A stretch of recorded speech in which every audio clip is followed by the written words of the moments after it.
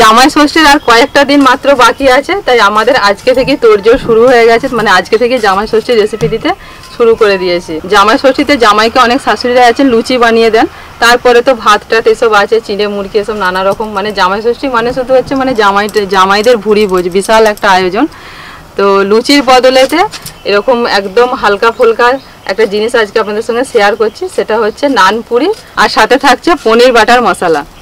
তো একদম চটপট বানানো হয়ে যাবে, আর খুব বেশি উপকরণ এর জন্য দরকার নেই, খুব অল্প কিছু উপকরণ দিয়ে কিন্তু এগুলো বানানো হয়ে যায়। একদম যেরকম আমরা দোকান থেকে কিনে খাই না পনির বাটার মশলা, ঠিক সেই রকমভাবেই বানানো হবে। আর জামাইরাও কিন্তু একদম বিশাল বিশাল খুশি হয়ে যাবে শাশুড়ির প্রতি। তো লুচির বদলে এরকমভাবে নানপুরি বানিয়ে দিতে পারেন। নানপুরি বানানোর জন্য কী কী লাগছে আমি একবার দেখিয়ে দিচ্ছি, আর খুবই সোজা। টক দই, চিনি, লবণ, এখানে আছে বেকিং সোডা, বেকিং পাউডার, ময়দা, সাদা তেল, এগুলো হচ্ছে নানপুরির জন্য উপকরণ। এখানে আমার আছে 350 গ্রাম টক দই,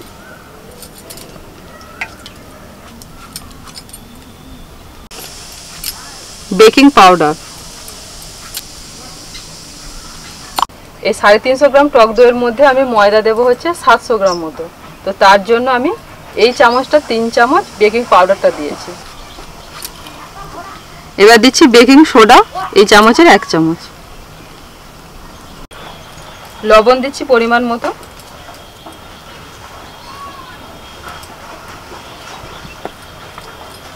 টক দই দিয়েছি, তাই আমি একটু চিনি দিয়ে দেবো।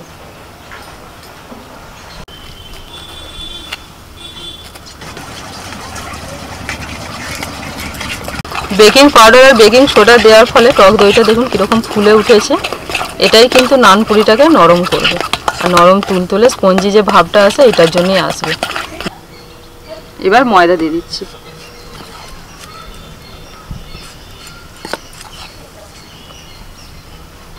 দোকান থেকে যে আমরা নানপুরিগুলো কিনে খাই সেখানে কিন্তু বেকিং পাউডার বেকিং সোডার বদলে ওনারা ইস্ট ব্যবহার করে, আর আমরা যেহেতু বাড়িতে বানাচ্ছি তাই ইস্টের পরিবর্তে আমরা বেকিং পাউডার বেকিং সোডাটা ব্যবহার করছি। মা দিদিদেরকে নিমন্ত্রণ করে দিয়েছেন ষষ্ঠী? হ্যাঁ, শাশুড়িকে বলে দিয়েছি তো। সকাল সকাল চলে আসতে বলেছেন? হ্যাঁ, যা রোদ গরম, আগের দিন চলে আসতে বলেছেন। বলেছি তো। এবার জামাইবাবু আবার কাজ ফাজ সেরে আসে তো, হ্যাঁ, ওই জন্য একটু দেরি হয়। আমরা তো সেই দিনের দিন যাবো সকালবেলা, ওরাও যদি আবার সকাল করে আসে তাহলে দেখা হবে, যদি বেলা করে আসে তাহলে দেখা হবে না। আমি ভাবছি সকাল সকাল চলে যাবো। সুমিতা আমাকে বলছে চলে যাই, ভালো যার রোদ। সুমিতা আমাকে বলছে দিদি সকাল সকাল আসবেন, তাহলে আমাদের সাথে দেখা হবে। আমি বলছি না না, আমাদের অপেক্ষায় থেকো না, তুমি তোমার সকাল সকাল বেরিয়ে যাবে, তোমাদের আবার অনেকটা যেতে হবে। আমার তো কাছে, ওদের তো যেতে পুরো 2 ঘন্টা লাগে বাসে, জানেন, তারকেশ্বর থেকে। আমি চলে যাবে, বাসে ভিড় হয় সেদিন প্রচুর। সকাল সকাল বেরিয়ে যাবে তোমরা, 6টার সময় বেরিয়ে চলে যাবে। যা রোদ গরম। পুরো টক দই দিয়ে আমার মাখাটা হয়ে গেছে, আর যদি প্রয়োজন লাগে তাহলে অল্প একটু জল দিতে পারেন। যে টক দইটা নেবেন না একদম যেন ফ্রিজে ঠান্ডা না হয়, পুরো নর্মাল টক দই। অল্প করে একটু তেল দিয়ে দিচ্ছি, আবার একটু হাত দিয়ে ঠেসে ঠেসে ভালো করে মেখে নেব। নরমই হয়ে গেছে, আরো নরম হবে। দাঁড়ান, তুমি আজকে জামাই ষষ্ঠীর রেসিপি করছো, তোমার জামাইবাবুর জন্য আমিও এরকম করবো। দেখে নিচ্ছেন তো? করবেন তাড়াতাড়ি না, খাওয়া দিচ্ছে, ঘুম এসে যাচ্ছে। এবার আপনি একটু বসে বসে ঘুমিয়ে নিন। এখন মাখি মেখে আর সেরকম কিছু কাজ নেই। এবারে মশলা করবো, পনিরটা প্রথমে করবো, তারপরে ওই কাজ না থাকলে তো আমার ঘুম আসে।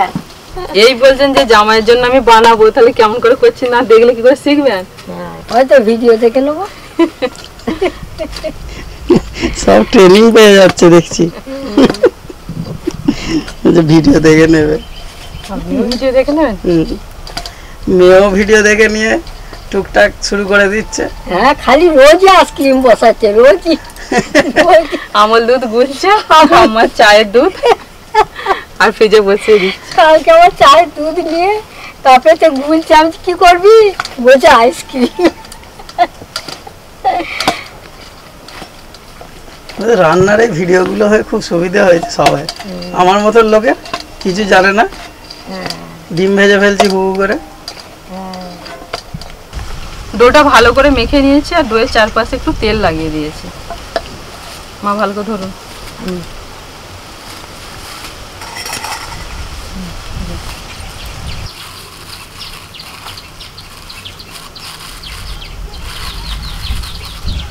এটা কিন্তু একটা পদ্ধতি, এরকম একটা প্লাস্টিকের মধ্যে ভরে ভালো করে এটাকে মুড়ে আর ঢাকা দিয়ে রেখে দিতে হবে, এর মধ্যে যেন এতটুকু হাওয়া না লেগে যায়, তাহলে কিন্তু শক্ত হয়ে যাবে, যে সফট ভাবটা ওটা থাকবে না, আর নানপুরিটাও কিন্তু শক্ত মতো হবে। এবার এটা আস্তে আস্তে দেখুন কতটা ফুলে উঠবে, তো গরমে রেখে দিতে হবে। আমি এখানটা রেখে দিই, এখন সব জায়গায় গরম। তাই বটে। পনির বাটার মশলা বানানোর জন্য আমি এখানে পনির নিয়েছি 700 গ্রাম মতো।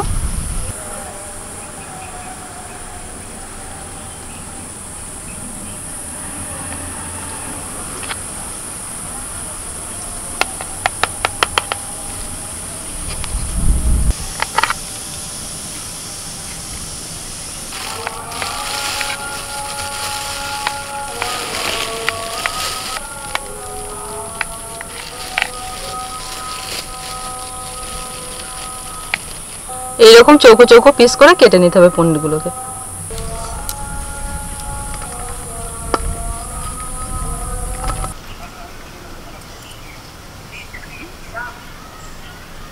পনিরটা বেশ ভালো, যে দোকান থেকে নিয়েছে বলুন মা, পনিরটা খুব সুন্দর।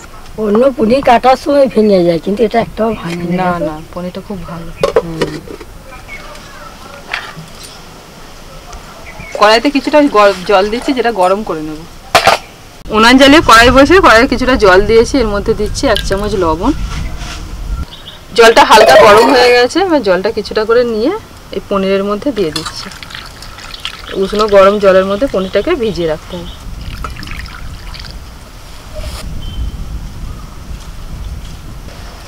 কড়াইতে দিচ্ছি সাদা তেল,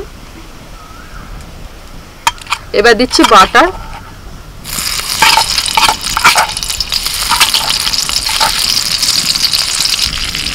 এলাচ, দারচিনি, লবঙ্গ, গোটা গোলমরিচ, গোটা ধনে,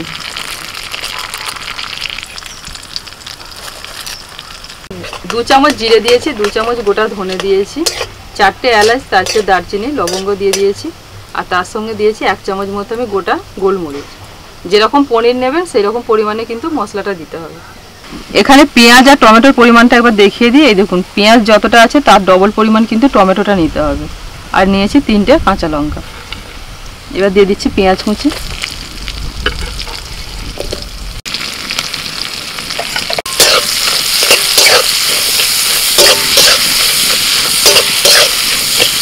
লবণ দিয়ে দিচ্ছি, পেঁয়াজটা তাড়াতাড়ি করে ভাজা হয়ে যাবে। গোটা 10-12 দিতে হবে কাজু বাদাম। এবার দিয়ে দিচ্ছি টমেটো কুচি,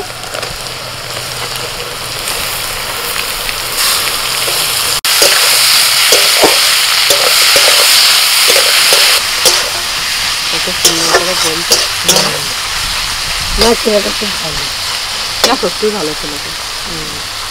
ছেলেরা কিছু দিনে ধরে জড়িয়ে ধরেছে না, কি ব্যাপার বলে না, যে কন্যাদায় পড়েছি পয়সা পয়সা নিতে আসে না, ওরা মনে হয় এসেছে। আর যে কিছু অনেকে এসে যাবে, দেখুন তো কিছু দেখতে গেছে, আর কিছুকে এরকম করে জড়িয়ে ধরেছে, কিছুরা করে জড়িয়ে ধরে চলছি। বাবা খেয়ে 2 চামচ আদা রসুন বাটা,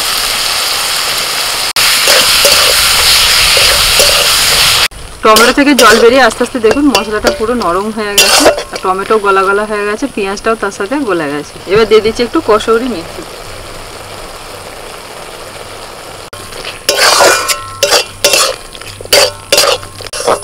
মশলাটা রেডি হয়ে গেছে, এবার এটাকে নামিয়ে নেব।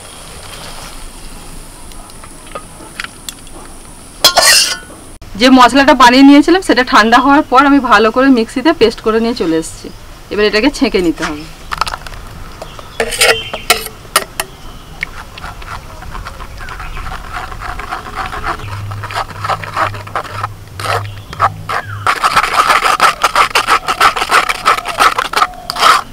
মশলাটা ভালো করে ছেঁকে নিয়েছি, দেখুন এই যে ছিবড়ে অংশগুলো এগুলো আটকে গেছে ছাঁকনির মধ্যে, তো এগুলোকে বাদ দিয়ে দিতে হবে। এগুলো কিন্তু রান্নার মধ্যে থাকলে মুখে লাগতো, তখন কিন্তু ভালো লাগতো না খেতে। কড়াইতে দিয়ে দিচ্ছি অল্প সাদা তেল। তেলের মধ্যে দিচ্ছি হলুদ গুঁড়ো, কাশ্মীরি লঙ্কার গুঁড়ো। তেলটা হালকা গরম হলেই হলুদ গুঁড়ো আর কাশ্মীরি লঙ্কার গুঁড়োটা দেবেন, নাহলে কিন্তু পুড়ে যাবে, দিয়ে কালো হয়ে যাবে। আর এইভাবে দিয়ে দিলে কিন্তু এই রান্নাটার মধ্যে একটা সুন্দর কালার আসবে। এবার এই মশলাটা দিয়ে দিচ্ছি।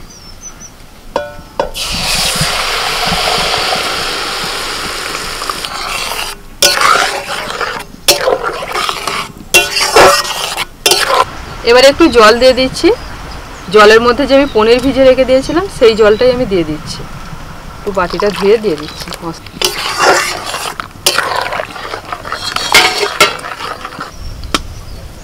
মশলাটা ফুটতে শুরু করেছে, অল্প করে একটু চিনি দিয়ে দিচ্ছি, যেহেতু এর মধ্যে অনেকটা টমেটো দেওয়া আছে, তাই টক ভাবটা একটু ব্যালেন্স করার জন্য একটু চিনি দিয়ে দিলাম। পনিরগুলোকে জলের মধ্যে আমি ভিজিয়ে রেখেছিলাম, তো দেখুন পনিরগুলো কতটা নরম হয়ে গেছে, পুরো সফট হয়ে গেছে। আর এর মধ্যে জলের মধ্যে যে লবণটা দিয়েছিলাম সেটাও কিন্তু ভালোভাবে পনিরের মধ্যে ঢুকে গেছে। এবার আমি পনিরগুলো দিয়ে দিচ্ছি।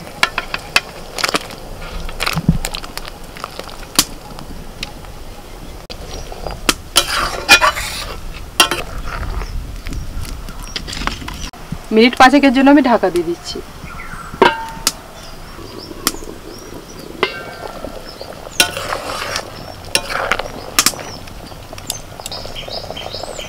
অল্প করে একটু লবণ দিয়ে দিচ্ছি। মশলাটা তৈরি করার সময় লবণ দিয়েছিলাম, আর পনিরটা লবণ জলে ভিজে রেখেছিলাম, তাই একবার টেস্ট করে দেখে আমি একটু লবণ দিচ্ছি।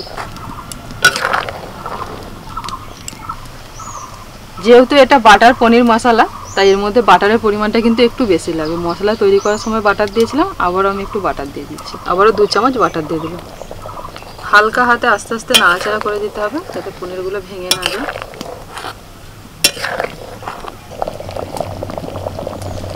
এবার দিচ্ছি একটু কাসৌরি মেথি।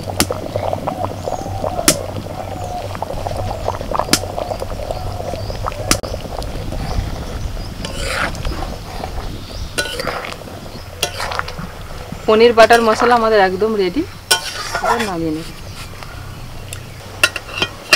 রেস্টুরেন্টে বা দোকানেতে এর মধ্যে আরেকটা জিনিস অ্যাড করে, সেটা হচ্ছে ফ্রেশ ক্রিম। তো ফ্রেশ ক্রিম তো সবসময় আমাদের বাড়িতে থাকে না, তাই আমি এটা দিলাম না।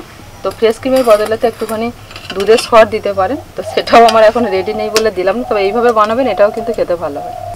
দেখুন নানপুরের ডোটা কতটা ফুলে উঠেছে। এবার আস্তে আস্তে পলি প্যাকেট থেকে আমি বের করে নেব। কতটা সফট হয়েছে দেখুন।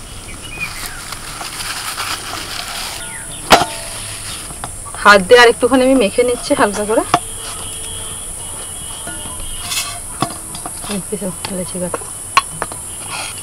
লুচির থেকে একটু বড় বড় লিচিগুলো কেটে নিতে হবে। এরকম একটু বড় বড় করে কাটুন। একটু মোটা মোটাও হবে, হ্যাঁ একটু বেলাটাও হবে একটু মোটা মোটা।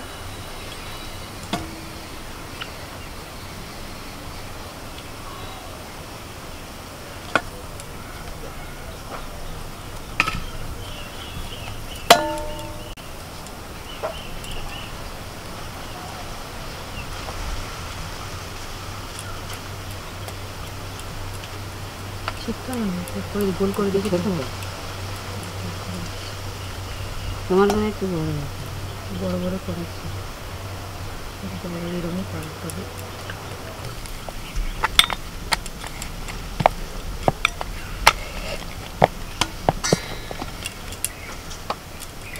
এরকম থাকবে, গোল করুন, গোল করুন। মোটা মোটা বেলা হবে, পাতলা হবে না, এটা নানপুরি তো। কড়াইতে সাদা তেল গরম হতে বসিয়ে দিয়েছিলাম, তেল গরম হয়ে গেছে। এবার একটা একটা করে ভেজে নেব।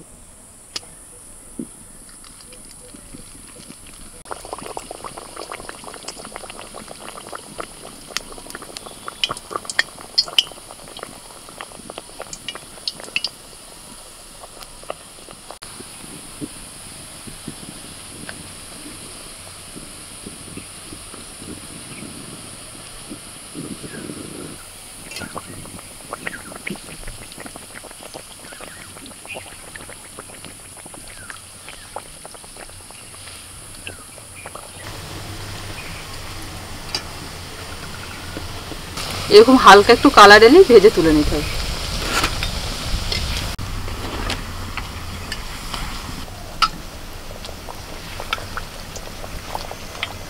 এই সময় উনানের জালটা কিন্তু একটু জোরে রাখতে হবে।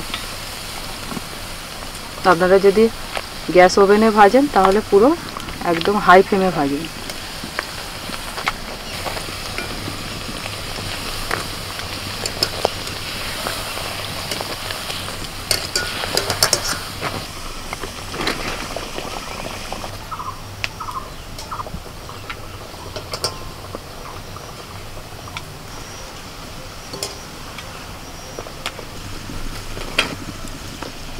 আমরা এসেছি। আসুন, এই যে বসুন। এতক্ষণ হাওয়াটা দিচ্ছিল না, এবার হাওয়া দিচ্ছে। আর এটা কে চলে এসছে?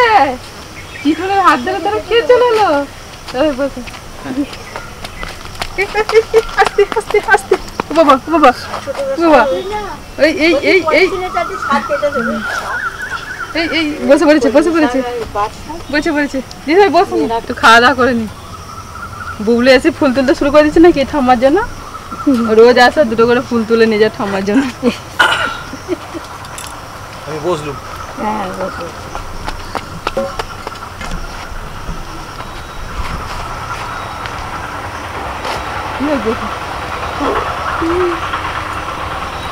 দেখুন আজকের মেনু ভালো লাগে কিনা। দাদা ভাই এলি আমি শুধু পনিরের আইটেম করি, যেহেতু দাদা ভাই মাংস মাছ এসব কিছু খান না, তো আজকে করেছি পনির বাটার মশলা আর নানপুর। খুব সুন্দর হয়েছে। আর একটুখানি আগে এলে একটু গরম গরম খেতে, একটু ঠান্ডা হয়ে গেল। আর সময়ের জন্য সময় কুলিয়ে উঠতে পারিনি। জিনিসের আবার ঠান্ডা আর গরম। কোথায় চললে?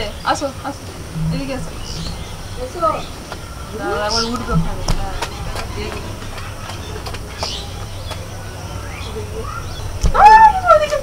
বড় বুলুন তুই পাল্টে তখন থেকে।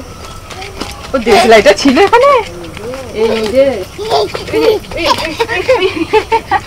ঠিক আছে, দেশলাইটা দেখতে পেয়ে গেছে। দেশলাইটা তুলে রেখেছে তো ভুলে গেছি। আরে দেশলাইটা আমি তুলতে ভুলে গেছি, তুমি এসে দেখতে পেয়ে গেছো? আরে এটা দুষ্টুটা আমার।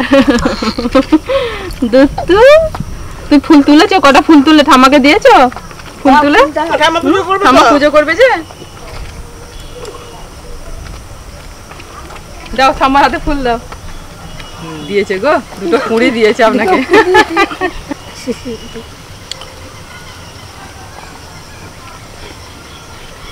ওর বাবা মাঝে মাঝে বলছে কত কাজ করে বলো তো সারাটা দিন। অনেক কাজ করে, প্রচুর কাজ, প্রচুর। রাত দুপুর পর্যন্ত মাকে বাবাকে জাগিয়ে বর্ণিতা তো বড় হয়ে গেছিল। এবার বুবলু হওয়ার পর ওর বাবা বলছে বুবলু মানে যদি বুবলু এসেছে বলি আবার যেন বাড়িটা আমাদের একদম মানে সে গম গম করছে সারাক্ষণ।